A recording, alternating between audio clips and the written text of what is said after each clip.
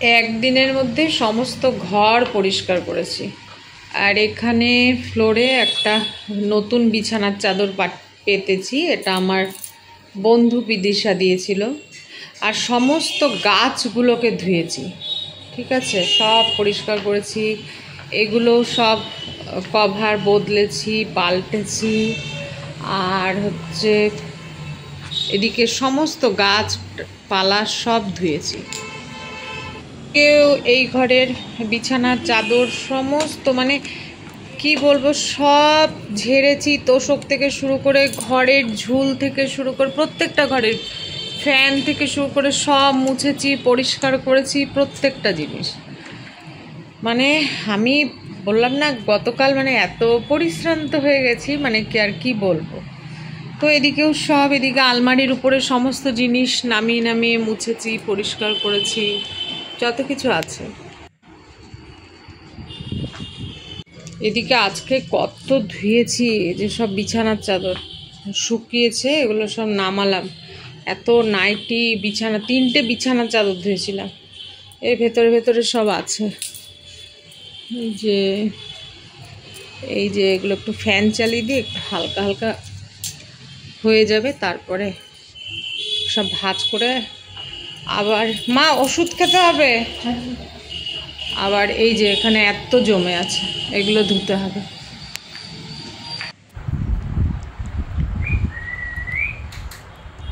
এই ভিডিওটা আমার ভীষণ ভালো লেগেছে।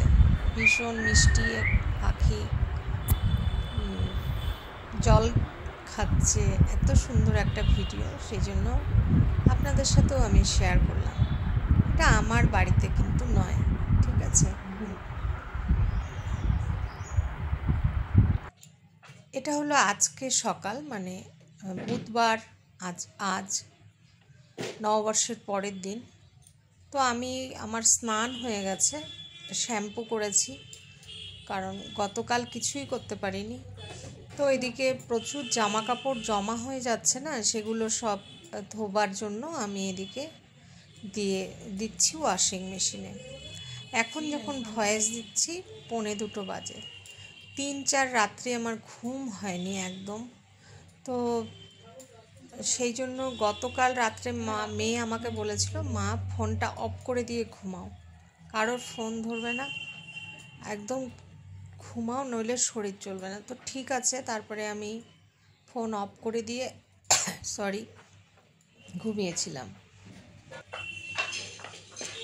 তো ঠাকুরঘর মুছতে চলে আসলাম, কারণ পুজো দেব। তো এদিকে সত্যি ফোনটা আমি অফ করে দিয়ে ঘুমিয়েছি। আমার কালকে ঘুমটা হয়েছে একদম 8:30টার সময় ঘুম ভেঙেছে। ধরুন 10টা নাগাদ, আমি রাত্রি 10:30টা নাগাদ শুয়েছিলাম।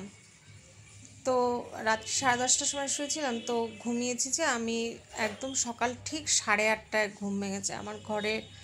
আমার ঘরের লাইটটাও জ্বলছিল, মানে এত আমার মানে শরীর খারাপ ছিল যে আমি কালকে ঘুমিয়েছি। তারপরে আজকে উঠে এই যে কাজকর্ম শুরু করছি। তো যাই হোক, ঠাকুরঘর মুছে নিলাম। মুছে নিয়ে এবার আমি ঠাকুর পুজোয় বসবো। তো বন্ধুরা, যদি ভিডিওটা আপনারা ক্লিক করে থাকেন তাহলে ভিডিওটা অবশ্যই দেখবেন। এতক্ষণ যা দেখছিলেন তা ছিল গত পরশুদিনের ভিডিও।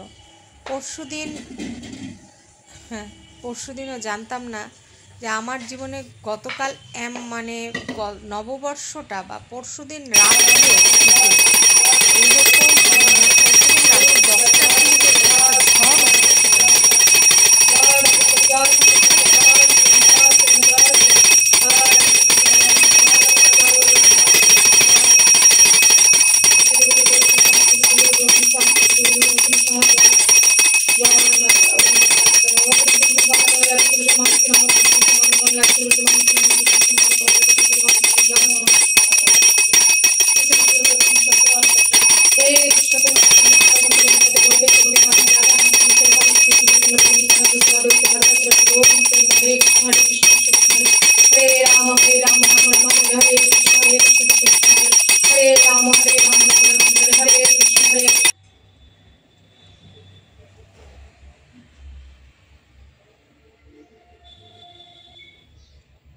ঠাকুর,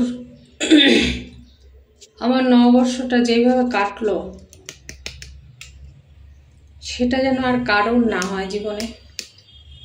শুভ নববর্ষ বন্ধুরা। গতকাল ভিডিও দিতে পারিনি, আমার খুব খারাপ কেটেছে, সেই জন্য আমি দিতে পারিনি, মন ভালো ছিল না। প্রত্যেকের জন্য মঙ্গল কামনা করি, সবার যেন নতুন বছর ভালো কাটে। হে কৃষ্ণ করুণা সিন্ধু দীনবন্ধু জগৎপতে গোপেশ গোপিকাকান্ত রাধাকান্ত নমস্তুতে। হর হর মহাদেব, হর হর মহাদেব, হর হর মহাদেব। জয় ভগবান, জয় রাধারানী, জয় মহাপ্রভু শ্রী চৈতন্য, জয় লোকনাথ বাবা, জয় রামকৃষ্ণ, জয় মা শারদা। ঠাকুর ঘরে যেন মনের অনেকটা শান্তি পাই। রাধে রাধে বন্ধুরা, আশা করি আপনারা সবাই ভালো আছেন। আমি ইন্ডিয়ার ওয়েস্ট বেঙ্গল থেকে ভূমিকা মীনাক্ষী আবারও এসে গেলাম একটা নতুন ভিডিও নিয়ে।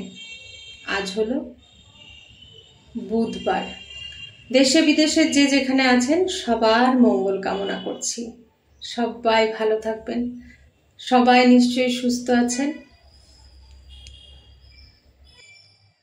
তো যেটা বলছিলাম, গত পরশুদিন রাত্রি 9:30 তারও আগের থেকে একটা যে ঝড় মানে চলছিল, তো সেখান থেকে আমি জানি না যেটা হলো সেটা খুব খারাপ হলো, এবং সেখান থেকে আমি কবে বেরোতে পারবো, এই যে মানসিকভাবে আমি বিধ্বস্ত হলাম, তার সাথে শারীরিকভাবে আমি বিধ্বস্ত হয়েছি। তো সেই জায়গার থেকে আমি আবার কবে বেরোতে পারবো জানি না। তো এই যে বিছানা তুলে নিচ্ছিলাম, ঘর পরিষ্কার করছিলাম, আর কি হয়েছে সেটা না আমি হ্যাঁ, আমার মেয়ে জানে,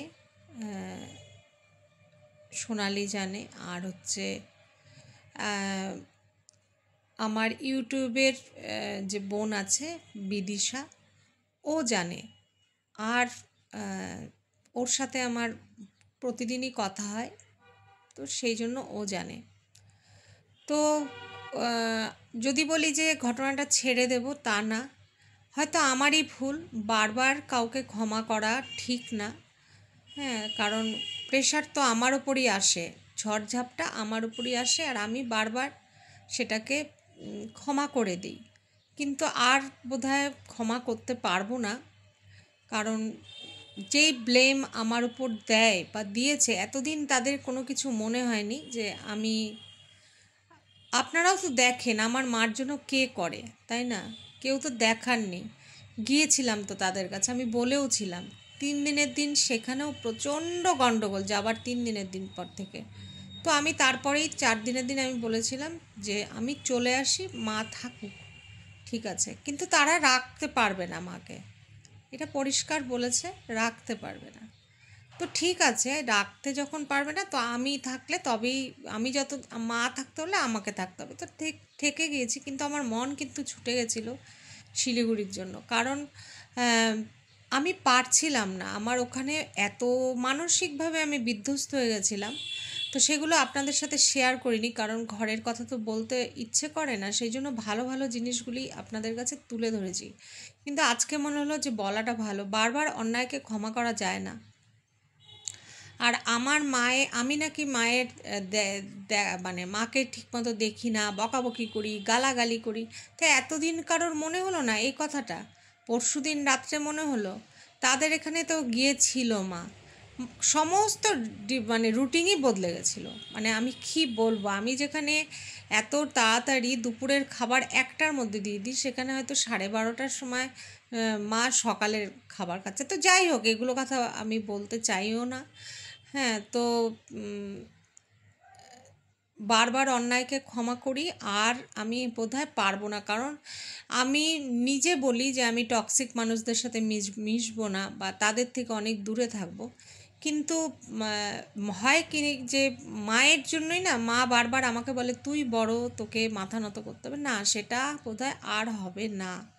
ঠাকুর করুক যেন আর নাই বা হয়, কারণ আমি খুব বিধ্বস্ত, আর এইভাবে মেনে নিতে পারছি না। হ্যাঁ, ঠিক আছে,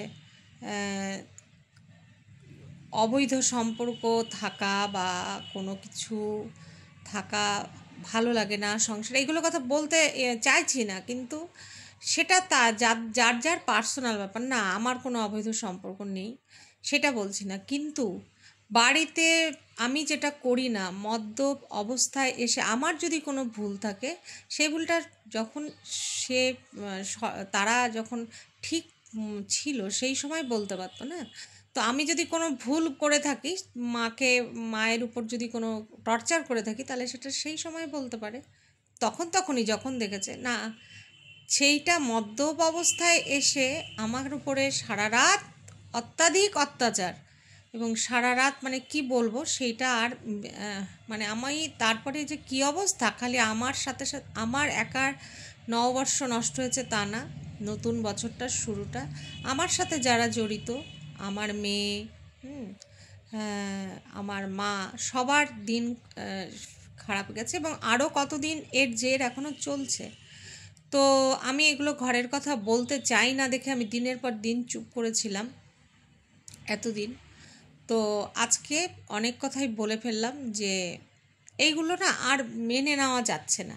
তো যাই হোক, এদিকে আমি এই যে 5 মিশালি একটা তরকারি করলা পেঁয়াজ দিয়ে ভাজবো, আর ডাল ছিল সেটা একটু মানে ফ্রিজে ছিল, জাল দিয়ে নেব। আর এটা ভাত বসিয়েও দিয়েছি।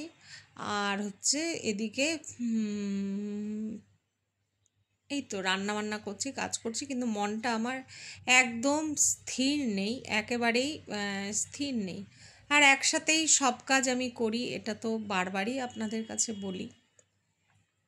আর মার একটা দোষ কি, মাকে বলা হয়েছে যে তুমি যদি মনে করো যে আমি তোমার জন্য করতে পারছি না, তাহলে তুমি যদি মনে করো তুমি আরেক মেয়ের কাছে থাকবে, তো তুমি থাকতে পারো, কারণ আমার কোনো অসুবিধে নেই। কিন্তু মা কেন থাকে না, মা কেন আমাকে ছাড়া থাকে না, এইটা একবার আপনারা ভাবুন তো। ওখানে গেলাম, তাও আমাকেই সাথে থাকতে হলো। আমি তো বলেছিলাম মা থাকুক, আমি কলকাতা যাচ্ছি আমার ট্রিটমেন্টের জন্য বা অন্যান্য কাজেও, আমি চলে আসি, আমার ভালো লাগছিল না, ওখানকার পরিবেশ ভালো লাগছিল না। তো কিন্তু কই, মা তো থাকে না। এখনও আমি মাকে বলছি যে মা যাও, তুমি তাহলে যেতে চাইছে যাও, তুমি ওদের কাছে থাকো, কিন্তু আমার মা কেন থাকে না, তার পিছনে নিশ্চয়ই কোনো কারণ আছে। কেন ওই বাড়িতে গিয়ে থাকতে পারে না, নিশ্চয়ই কোনো কারণ আছে। আমাকে কেন লাগে? তাহলে মাকে দেখার জন্য কে আছে? আমিই আছি। আমি যদি মাকে বিরক্ত হয়ে কোনো কথা বলি, শুনতে শুনতে এই রকম, আমার মা যেই রোগটা হয়েছে সেটা আপনারা জানেন, মা এক কথা বারবার বলে, এক কথা বারবার বলে, তখন হয়তো ধৈর্য থাকে না, শুনতে শুনতে বিরক্ত হয়ে যদি একটা কোনো কথা বলেও ফেলি, সেটা কিন্তু আমার আর আমার মায়ের মধ্যে 4 দেওয়ালের ভিতরে থাকে, বাইরে যায় না, তাই না? বা আমি আপনাদের কাছে সেগুলো বলি যে আমি এক সময় বিরক্তও হয়ে যাই, সত্যি বিরক্ত হয়ে যাই। আর এরকম পেশেন্টের সাথে আমার ডাক্তারই বলেছে যে আমি এই যে আমার একটা সাইকো প্রবলেম, আমার নিজেই বলি যে আমার নিউরোসাইকিয়াট্রিস্ট দেখাতে হবে। আমি বুঝতে পারছি আমাকে দেখাতে হবে, হ্যাঁ, তার সাথে শারীরিক এত অসুস্থ এখন আমি, এই কিডনির ব্যথা হেনা তেনা এসব নিয়ে ব্যাঙ্গালোরে যাব, কবে যেতে পারবো, টাকা পয়সা জোগাড় করতে হবে, হ্যাঁ, অপারেশনটা করাও জরুরি, নার্ভের আমার সমস্যা হচ্ছে। তা এগুলোর পরেও, এগুলো সমস্ত কিছু জেনেও কেউ কি আমার সাথে অশান্তি করবে? একবার ভাবুন তো। তাহলে আমার ওপর তো আরও মানে মানসিকভাবে আমি বিধ্বস্ত হব, শারীরিকভাবেও সেটা হব। যদি নিজের মানুষ হয়ে থাকে, প্রিয় মানুষ হয়ে থাকে, নিজের লোকেরা হয়ে থাকে, তারা কি কখনো এরকম করতে পারবে? পারবে না। তো এরা আমাকে, বললাম না, আমার যদি এক পা পিছলে পড়ি, মানে এক পায়ে যদি ব্যথা হয় বা আমি না তুলতে পারি, এক পা পড়ে যায়, তো তার জন্য যে আমাকে বলবে যে ঠিক আছে আমি আমার কাঁধটা দিলাম, আমার কাঁধের মধ্যে পাটা রাখো বা রাখ, হ্যাঁ, না সেরকম নেই কেউ। যদি সেটা বলে তবে আমার মেয়েই বলবে। সবাই চেষ্টা করে, আর বাকিরা যারা উপর দিয়ে দেখায় যে খুব ভালো, তারা চেষ্টা করে আমার আরেকটা পাও কি করে নষ্ট হবে বা কি করে পড়ে যাবে। তো আমাকে সামলানোর জন্য কেউই নেই। অনেক কথা বলে ফেললাম, আপনারা যদি কিছুটা আইডিয়া করতে পারেন তো অবশ্যই করবেন। আমি এরকম পরিবেশে থাকতে অভ্যস্ত নই, এবং পরশুদিন রাত্রে যেই অবস্থায় সিঁড়ি দিয়ে টলতে টলতে সে বাড়িতে এসছিল, মানে মার ছোটো মেয়ে, হ্যাঁ, তো অত রাত্রে সেটা ফ্ল্যাটের সব লোক দেখেছে। তখন ফ্ল্যাট তো মানে সবাই এতগুলো ফ্যামিলি, তো গতকাল সেই নিয়ে একটা মিটিংও হয়েছে ফ্ল্যাটে, এবং তাতে আমাকে যা বলেছে সেটা আমিই শুনেছি আর কি। তো যাই হোক, এদিকে তো দেখালাম ডাল, ওদিকে উচ্ছে করলা ভাজা, মানে করলা দিয়ে পেঁয়াজ দিয়ে ভাজা, এদিকে ভাত, একটা পাঁচমিশালি সবজি, সব করেছি। এদিকে মাকে খেতে দিয়েছি। বন্ধুরা, এই ফ্যামিলির মানে ব্যক্তিগত এসব কথা বললাম দেখে কিছু কেউ মনে করবেন না, কারণ ফ্ল্যাটে একটা কথা হয়েছে, তো আমি কি করব কি বলবো আমি সেই উত্তর দিয়েছি। না হইলে তো আমাদেরকে ফ্ল্যাট ছাড়তে হবে, বা এরকম ধরনের এইভাবে কেউ এরকম আচরণ করতে পারবে না। সত্যি কিছু তো রুলস প্রচুর আজকে কাছাকাছি হয়েছে সব মেলা, এই যে শুকিয়েও গেছে, এখন তুলতে হবে। চারিদিকে সব মেলা।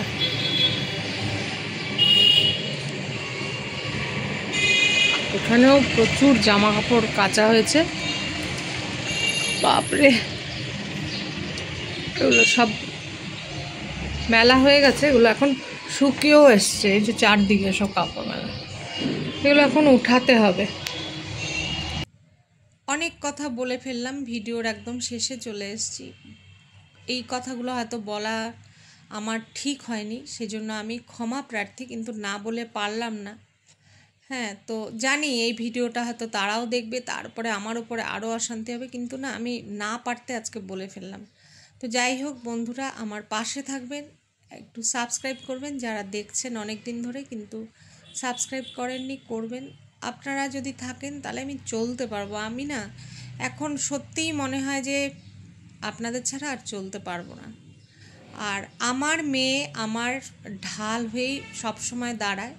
তো আমার মেয়ে কেন আমাকে সাপোর্ট করে, কেন আমার হয়ে কথা বলে, সেটাও আমার মেয়ের অপরাধ। তো কে বলবে, কে বলবে? আর আমার মার বড় সমস্যা যে আমার মা সব দিকে তাল মারে, ওইদিকেও এদিকেও। না, এটা তো অসম্ভব। মানে যাই হোক, তারও দুই মেয়ে, সেই জন্য কিন্তু না, এটা ঠিক হচ্ছে না। যাই হোক বন্ধুরা, একদম শেষে চলে আসলাম। মাকে বুঝিয়ে তো এখন আর কিছু হয় না, কারণ মা ওরকমই হয়ে গেছে। তো সবাই ভালো থাকবেন। আমি তো ভালো নেই, কোনোভাবেই নেই। ঠিক আছে, রাখছি তবে আজকের মতো।